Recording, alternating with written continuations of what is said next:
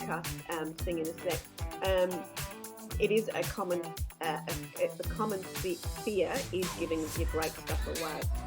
But I will also say the more you give it away, the more opportunity to unpack your inner genius and build depth comes out. So you get to the point where you get over that tipping point of fear to this whole level of, oh my God, I didn't realise there was all these layers to me. And that was very much my experience.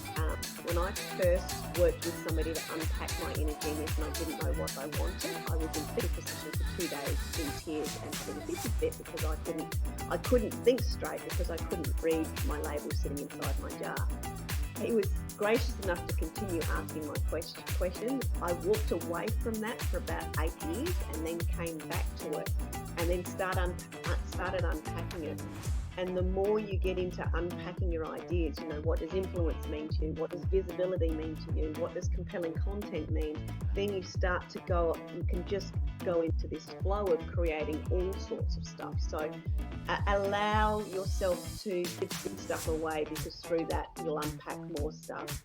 From a podcasting perspective, if you want to start out by not giving it away, but talking around your topic of interest, interview other people.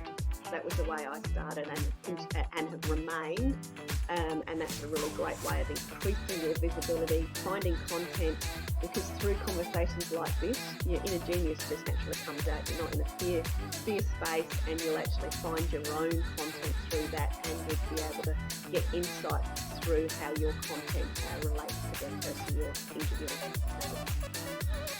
I do hear that a lot. So there's a couple. I'll come back to the podcast thing in a sec.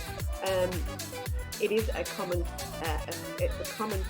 fear is giving your great stuff away.